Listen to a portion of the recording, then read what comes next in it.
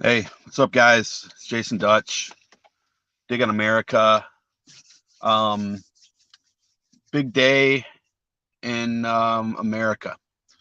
Um, Definitely want to tune in to our friend Ravana's stream later today. Ravana is going to have our own attorney Anna on the show with her. So check out that show, Reactions over RAYY Actions over on TYT. And hear what Attorney Anna and Ravana, um, who's a lawyer in training, have to say. Um, so I'm logging in because I'm pissed. Um, and obviously we have, and hopefully you guys can hear me okay with the phone mic. I'm obviously in the car, but I just wanted to pull over and make some comments. And if anybody on Twitch or YouTube wants to comment, for sure, please do. But look, we were right again. Those on the progressive side were right again. You don't say. You don't say. It's like and sorry, my air conditioner is on because it's hot as shit. But if you look, Roe was turned over, okay, by the Supreme Court. The Supreme Court is in place because of the fact that Democrats did not operate properly during the 2016 election. We know that. We know that because had Hillary been in office, as many issues with Hillary as I have, Hillary, we would not have had, we would have had Merrick Garland instead of Gorsh. We probably wouldn't have had Kavanaugh, though that one is a little bit sneakier because if you recall, Kavanaugh was put on the bench, because I forget the justice's name off the top of my head, who retired like out of the blue, similar to Breyer recently. But and then you had the death of RBG, of course, which would have happened regardless. So there may have only been two, possibly three, but it could be the case that the Kavanaugh situation actually never even came up because that justice would have just stayed for another 8 years or whatever before he retired or whatever. But anyway, so there's going to be a narrative that this is progressive's fault. Now, I'm not going to spend a lot of time on that. I'm going to actually go over that argument on Wednesday next week. I'm going to systematically disprove this narrative that progressives cost Hillary the White House because it's fucking false. Okay? People who say that don't understand anything about populist movements. All right. So I'm going to leave that off to the side for now. But what we have to show here is that we were right again. We know, we've been saying for years that corporate Democrats are on the same side as Republicans. They need to get the hell out of office. Now, why would this make a difference? Because we cannot continue to elect people to office who are reaching their hand across the aisle to people who have no interest in taking that hand. We need to stop reaching across the aisle and burn the other side of the aisle down, figuratively, of course. When you elect Chuck Schumer to office, or you elect Dick Durbin to office, or Nancy Pelosi, or even guys like Gavin Newsom and the governor of California, these guys are corporate sponsored Democrats. They have the exact same donors as the Republicans. Those donors do not want division. Those donors want stability because during times of stability, their stock prices go up, right? They're able to loosen corporate regulations. They're able to make more money. And I'm not against people making money, but what I am against is corporate influence over policy. Big time against it. Okay? So when you have Democrats who are like, well, but my Republican friends, we have to get back to the old good Republican Party. They're not coming back. At least not in the next 15 to 20 years. They're not coming back. So stop hoping that something's going to happen that's not going to happen. That's stupid. Don't be weak, be strong. When you have a district like AOC's district, or a lot of these districts in Southern California, where you have good progressives running, like Angelica Duenas, and many, many others, but you have corporate Democrats who are sponsored by big oil and big pharma and stuff like that. Those Democrats, they might be for abortion rights, right? Like a woman's right to choose. They might be for that on the surface, but they're not going to fight for it. And there's a big difference between saying, yeah, I tacitly support this, or fighting for it, right? Not worried about whether or not my Republican buddy who has the same donor as I do is going to be irritated with me or not, or whether or not I might lose that corporate funding because I go against this certain agenda that XYZ corporation has. Now, all of this is not relevant to choice, pro-choice, but there is such weakness right now. Joe Biden should be speaking an executive order now and letting the courts fight it through. He should have done this on guns. He should do it on he should do it on the right to choose. Trump had no problem doing it with immigration. It went through the courts. At least put it in the courts' hands. It might fail, but you put it in the courts' hands. And in the meantime, it's going to take a while for it to get there. So, you could imagine if you were a woman in Missouri who had scheduled the procedure for today. Imagine. So now what are you going to do? You have to drive to Illinois? That's hours. And you can't just say, oh, I'm going to get an appointment today. You have to drive 6, 7, 8 hours to get somewhere now. And it's there are people who are pro-life, and ideally speaking, I'm pro-life. Ideally, but effectively, I'm pro-choice because of 2 reasons. Number one, I realize that society discriminates against women who are pregnant. And number 2, my views don't have anything to do with what your view is.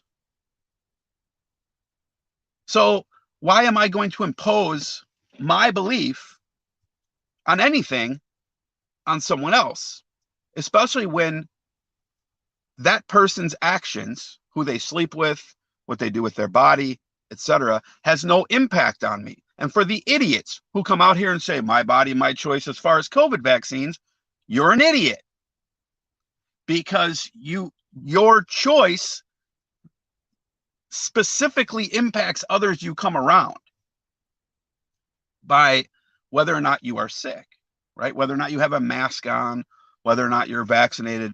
All of those things work into the equation as to whether or not you could give me COVID. I know we're coming out of COVID, but the point remains. That is a straw argument, is a fallacy. So whether or not a woman chooses to abort a pregnancy doesn't affect my life at all. At all. People will say, well, what if the child grows up to cure cancer? That's, again, a fucking straw argument, right? What if the child grows up to be Hitler 2.0, right? You can't just, that's silly. Now, I get the fact that, a fetus / unborn baby, whatever you want to call it, is life. But there's a difference between life and independent life. Okay? That is the issue that people need to work out. But the thing is that this is all being tied to religion and not to science. Science clearly shows that there is a difference between independent life and life, and dependent life, right?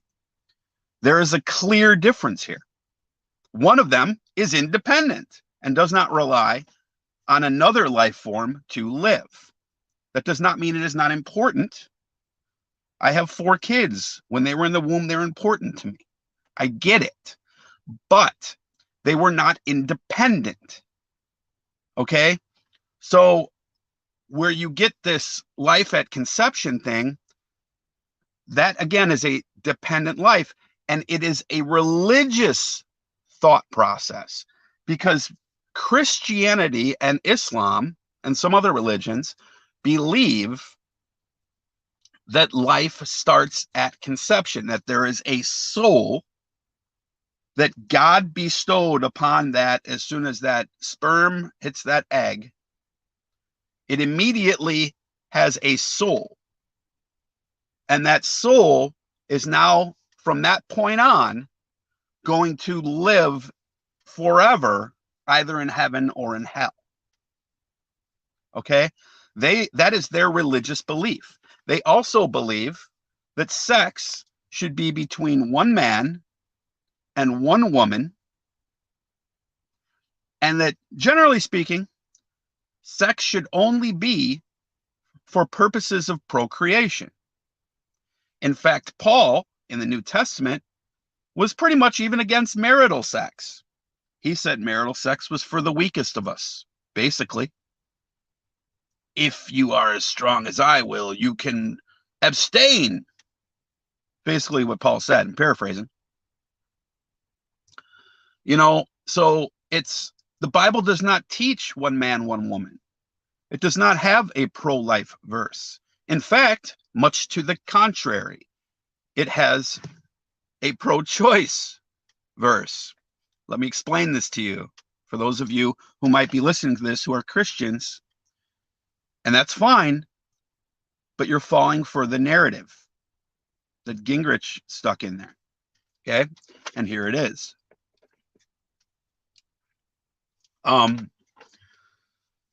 The verse that is always cited to support pro-life, like life starts in the womb, as far as God is concerned. Now, again, first of all, you have to believe in God to even start this conversation. But I believe it's Psalm 129. I didn't research this beforehand, so I could be wrong on the psalm. But in that psalm, David says, "You knew me when I was in my mother's womb," or something to that effect. Okay.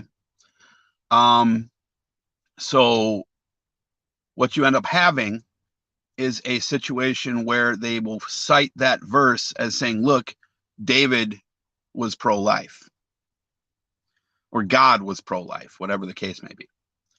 But that is not the context of the verse.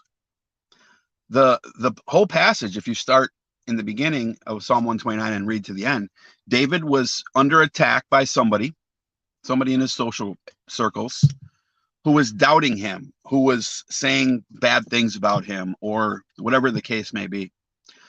And David was basically saying to God, my enemies are powerless because I am your child. You know me, you know my heart. My enemies are wrong for attacking me. It was about David vindicating his own self-worth, because he believed that God saw worth in him,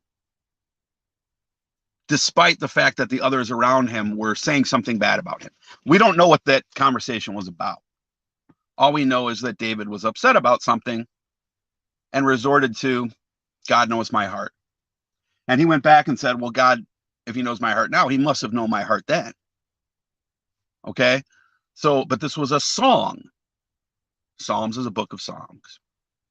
Okay. It says nothing about abortion. Now, where does the Bible say something about abortion? Well, in Levitical law, I forget again, I didn't research this beforehand, but it's I know the Bible well enough to know it was Deuteronomy. It was in one of the books of Moses. I don't think Leviticus, but I could be wrong. Where might have been Numbers, where they talk about what to do if a man suspects his wife of fucking around. Okay. So if a woman were to become pregnant and the husband doubted that he was the father, the husband was able to go to the priest All right. He would say, "Hey, priest, um, uh, this woman, she might be filthy. I don't know if I want to, I don't know if this is my kid." So the priest, and it commands here in the Bible that the priest should concoct a potion, which literally was made from the dust of the floor. So he would take a bunch of dirt off of the floor of the tabernacle and put this dirt, thank you, tons of mice, Numbers 5, um, and put this dirt into a vessel,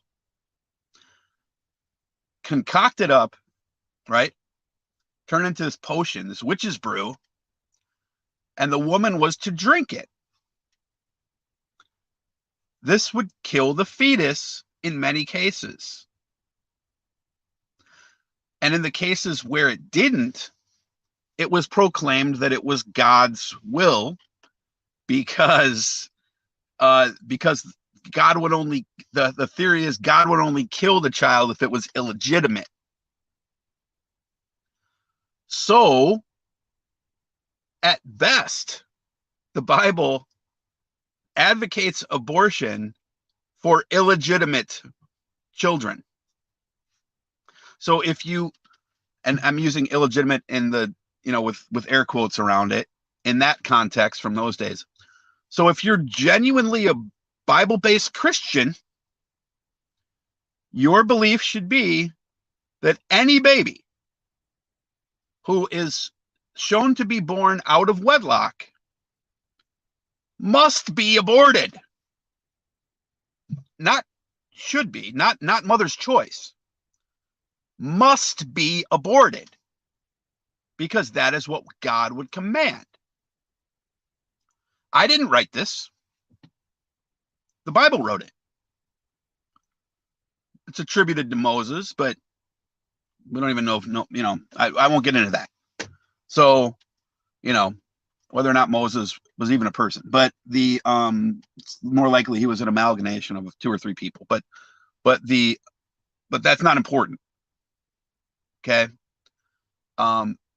If you believe in the Bible, read it. Don't make it say something that it doesn't say. All right. Lastly, you have this right to privacy is going to be a big problem, because while Alito has said that they're not going after anything else, Clarence Thomas clearly said they're going after everything else, because Clarence Thomas wants a theocracy. Donald Trump and his minions want a theocracy. It's really weird that they spend all their time complaining about Sharia law and Ilhan Omar and Saudi Arabia and Iran, and are so worried about these Islamic theocracies and what they might do and how they treat women, while at the same time literally trying to set up their own theocracy based on guns and Bibles they don't read. So, it's sad. It's sad. It's sad that women are going to have to be put at risk. And again, if you want to be pro-life in your own life, that's perfectly cool, right? Like, nobody's telling you you can't be pro-life. Nobody's telling you that you can't be straight. Nobody's telling you that you can't be whatever religion you want to be. Where it stops is where you infringe on the rights of others. And I could have sworn that they told me that my freedoms stop where where your freedoms stop where my nose begins. I could have sworn it was true. I was convinced of it. They told me so much. But apparently, it's a one-way road. So here we go. Stop voting in people that work with these motherfuckers. They're not your friends. Corporate Democrats are not on our side. They're on the side the same. If you want to work with the fucking lunatics, then we don't want you in office. Simple. When you have a district that is blue, you should put in the furthest left person you possibly can, so long as they're sane. Because you have to have progressive voices.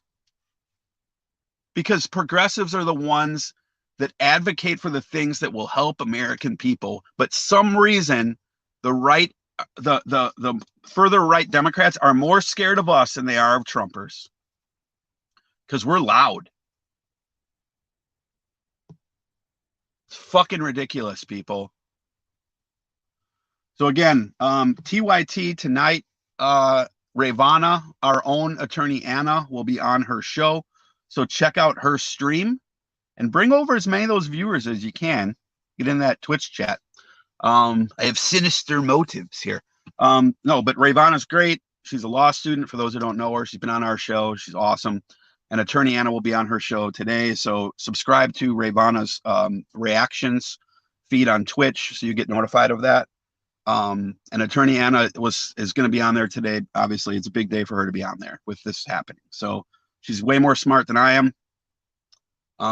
So thanks, guys. Share this video if you can, like, subscribe, all that type of bullshit. So we'll see you later, and vote these fuckers out.